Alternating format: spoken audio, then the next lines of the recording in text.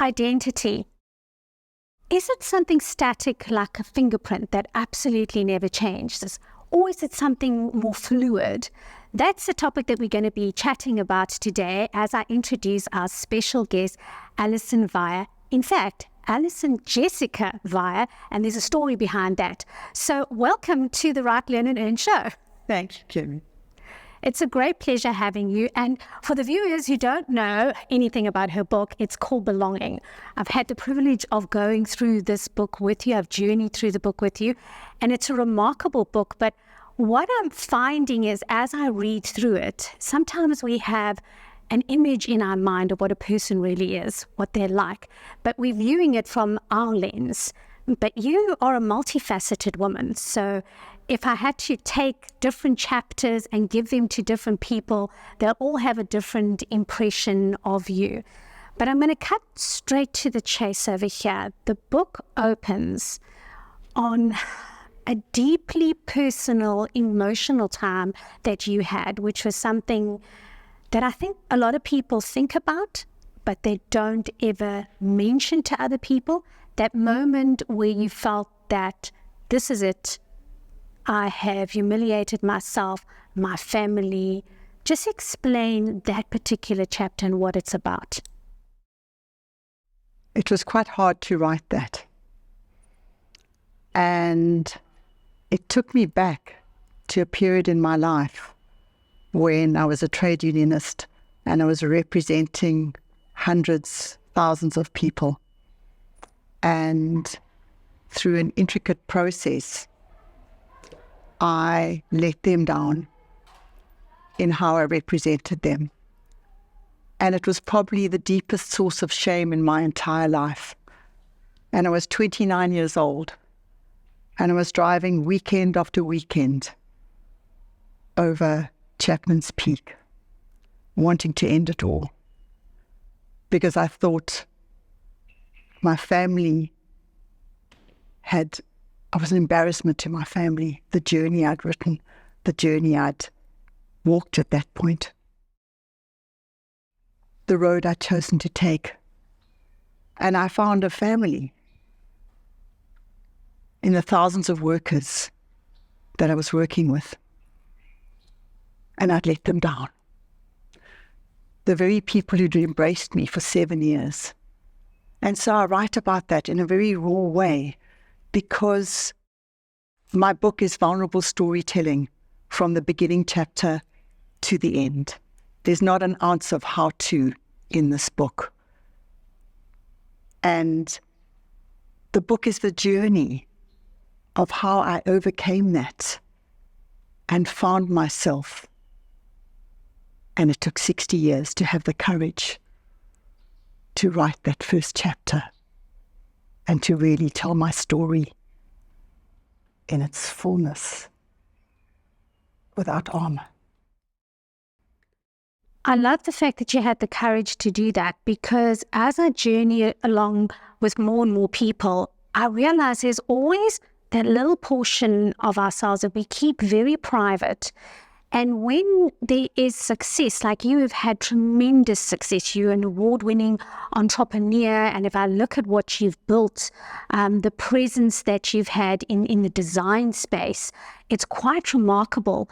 And then there are people that haven't yet gotten that success, and they'll look at someone like you and they think, I could never do that. I could never be that person. And so when we hear vulnerable stories from very successful entrepreneurs, it inspires people to have hope. And I think that that really is one of the strongest messages that I've got out of there. Now, interestingly, you've got two names over here, Allison, and you've got Jessica. And there's a duality inside there that I find quite intriguing. Tell me, who is Allison and who is Jessica? Allison is the very serious workaholic, 120% person. And she is a very real part of my identity. But Jessica, as you will find when you read Finding Jessica, she's a lot more fun. It took me 60 years to claim Jessica. It took me 60 years of living in shame, of living in guilt, of not owning my identity.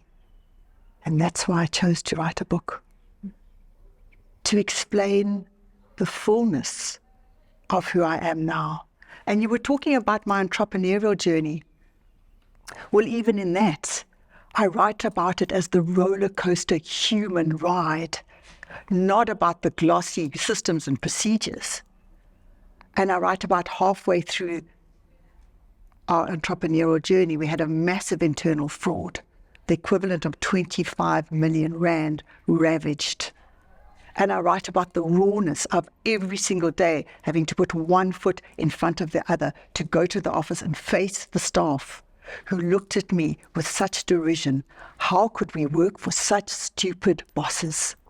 That's what I write about, Kim, because I want other people to feel less alone in their journey, not the glossy, glamorous arriving at awards, but what did it take beneath the surface to get there? And I like the theme of picking yourself up again, and you've had to do that several times. So when you listen to your intro, we kind of think, what did you do to create this big shame? But you had spent so much time helping a community, and then all of a sudden there was something that didn't go right. And it wasn't necessarily that you let them down, that you didn't pitch up. There was a process that you were perhaps not prepared for. And I think that a lot of people get trapped in their failures. They're not able to step forward. But you worked for some remarkable people. I mean, you worked for Cyril Ramaphosa. There's some big names that are sitting in your book, and that comes from being a political activist. And I read about the fact that your car got petrol bombed. Yes.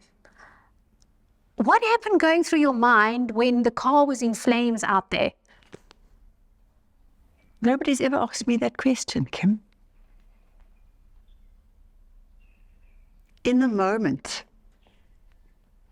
it was right outside my bedroom because my car was right there. And it was an alleyway. And it was just, I don't know that I thought anything at all. I just ran. Had tweezers in my hand at the time. I don't know why. It was late at night, early morning. And I ran clutching the tweezers to the other side of the house in Yeovil. And I just said, my car's burning, my car's burning. So I don't know that I thought anything about it. At the time, I was just in it. But I tell the beautiful story of what happened when I went into Cyril's office and I told him my car was petrol bombed. And I think what it did, it just put it all into perspective, that it was just a minor thing. Other friends were in detention, other friends had lost their lives. It was just a minor thing. But somehow, in writing about it, writing is a healing journey. For me, writing this book made sense of my whole life because I'd kind of parked it and put it to bed. In fact, some of the testimonials at the end, my creative assistant Jean found, I hadn't seen them for 30 years. And it brought back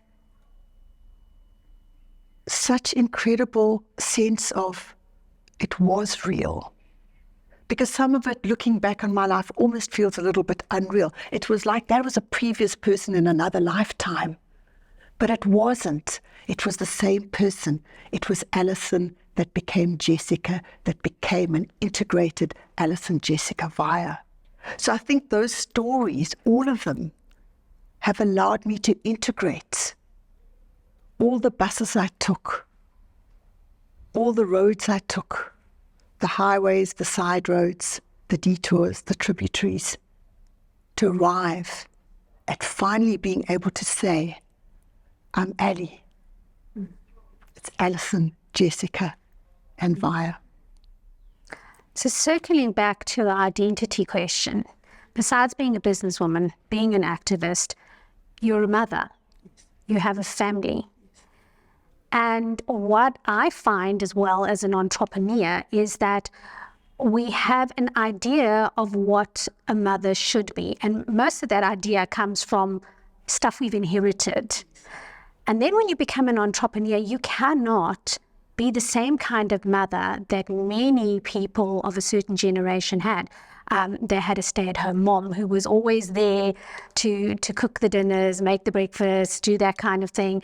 When you're an entrepreneur, you step out of that space. And when we come back to shame, sometimes you've got that shame, like, I'm not that kind of mother, so maybe I'm not a good mother. You've battled with some of that yourself. Tell us a little bit about that. I grappled with that for a long time, Kim, and I speak and write very rawly about that. Because I became by default an entrepreneur. It wasn't like I said, I'm putting up my hand. I was a shy, invisible person. I was a political activist. But I became an entrepreneur by default. And before I knew it, I became the public face of the company. My husband was the quiet product development, the technical genius, the creative, he was all of that. I was the creative forefront of the company. I was at the public events, I was speaking, and etc.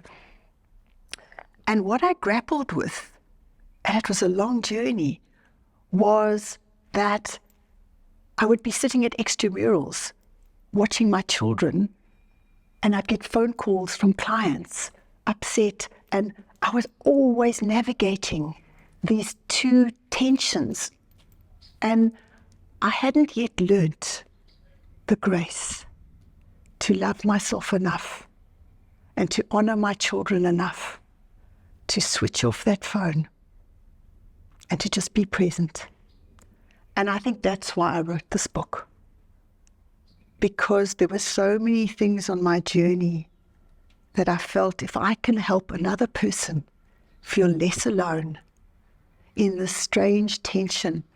And my mom was more of a stay-at-home mom, as were so many women in that era. So she didn't really relate to my entrepreneurial journey. That wasn't a side of her that she was almost a bit overwhelmed by it. She almost didn't quite know how to put this person that was this, that she didn't really relate to, then became this that she didn't really relate to. And so we walked a long journey of finding one another.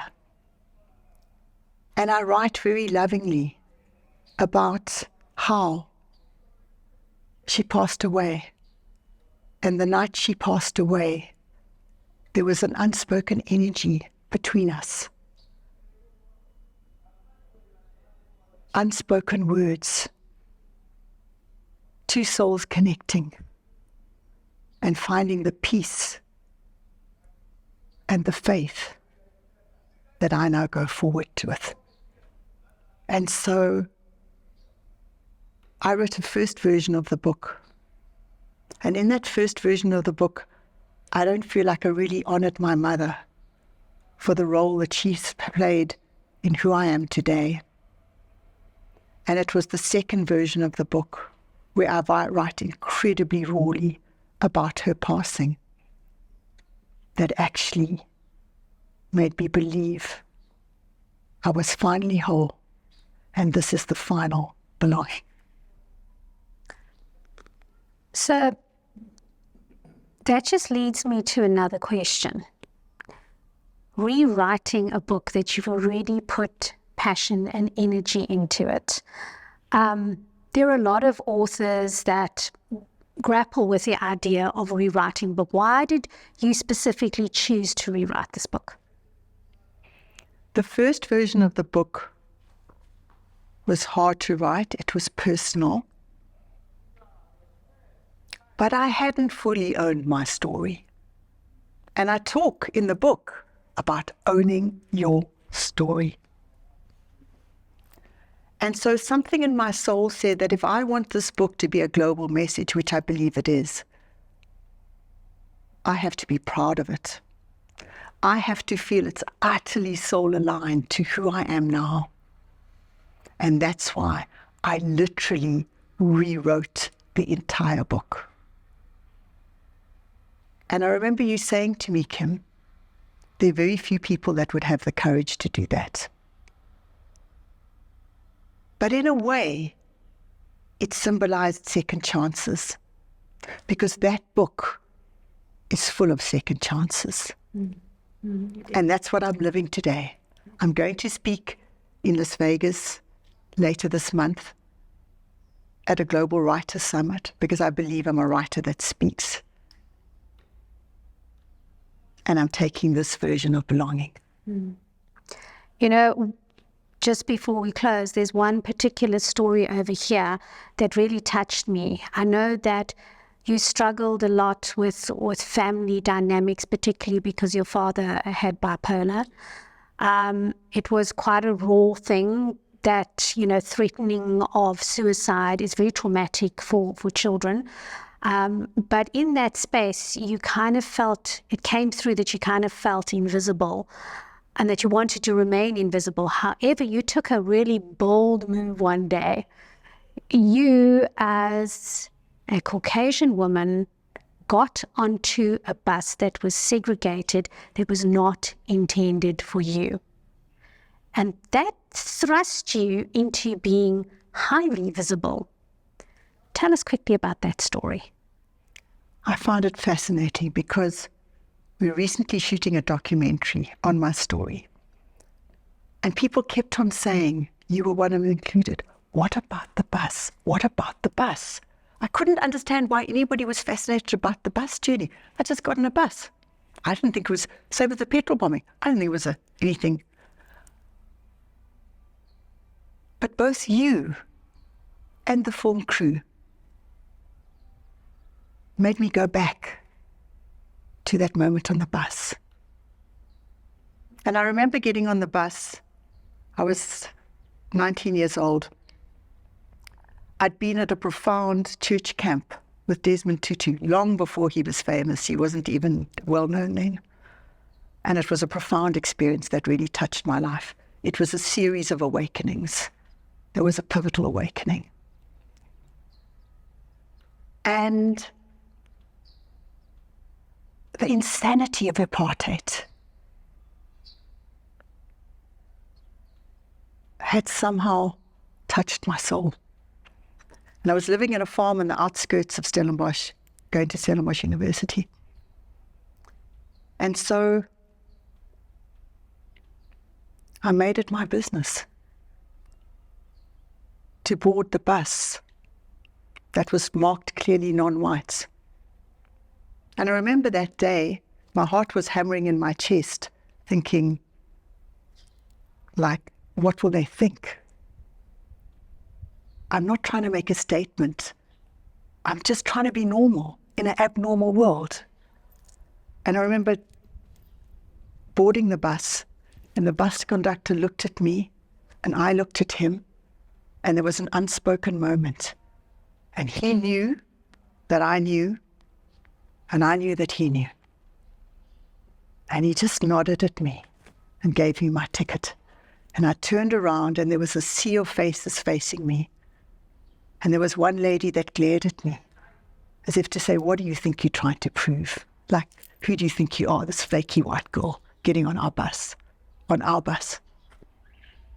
And another old lady, a wizened, gnarled old lady, there was an empty seat next to her. And she just went like this. And she patted the seat. And she said, you belong. And that's the story of the bus. And after that, I caught a lot of buses, Kim. Wow. That's a really moving moment. And I feel a little bit tearful now. But, you know, we could carry on for a really, really long time. I don't want to give away everything that's in this book, but get it. If you're a person that doesn't quite know if you belong, how to navigate identity, this is the book to read. Alison, it's been an absolute honor having you on the show. Thank you for sharing your journey with us. Thank you for sharing your book with me. And thank you for trusting me along your journey. You've been a pivotal anchor in this journey of second chances, Kim. And I'm honored to sit alongside you. And I think there's a reason why we dressed similarly. Because I think we both have walked a huge journey of finding our identity and feeling an increasing sense of belonging. So thank you, audience. for watching our show, and I will see you at the next episode. Please remember to subscribe.